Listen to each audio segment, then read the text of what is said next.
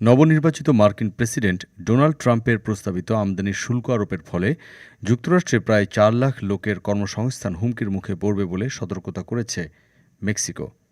গত ২৮ নভেম্বর এক সংবাদ সম্মেলনে মেক্সিকোর প্রেসিডেন্ট ক্লদিয়া শেইনবাউম ও অর্থমন্ত্রী মার্সেলো এবার্ড এই হুঁশিয়ারি দিয়েছেন।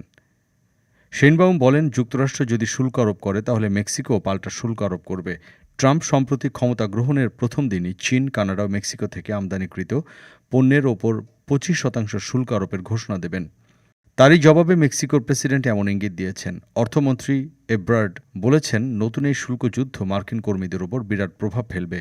মেক্সিকোতে উৎপাদিত গাড়ি নির্মাতাদের পরিসংখ্যানের উদ্ধৃতি দিয়ে তিনি জানিয়েছেন, এর ফলে যুক্তরাষ্ট্রের প্রায় ৪ লাখ মানুষ চাকরি হারাবে। শুধু কর্মসংস্থানই নয়, ভোক্তাদের ওপরও এই শুল্ক বৃদ্ধির প্রভাব পড়বে বলে মেক্সিকান অর্থমন্ত্রী উল্লেখ করেছেন। যুক্তরাষ্ট্রে বিক্রি হওয়া বেশিরভাগ পিকআপ ট্রাক মেক্সিকোতে তৈরি হয় উল্লেখ করে তিনি বলেন, ট্রাম্পের প্রস্তাবিত শুল্ক আরোপ করা হলে প্রতিটি গাড়ির দাম $৩,০০০ পর্যন্ত বাড়তে পারে। গত সোমবার ট্রাম্প বলেন, হোয়াইট হাউসের দায়িত্ব গ্রহণের পরপরই তিনি ৩ দেশের পণ্যের ওপর শুল্ক আরোপ করবেন। অবৈধ অভিবাসন এবং মাদক পাচার রোধে ব্যর্থতার জন্য তিনি এমন পদক্ষেপ নেবেন বলে জানান।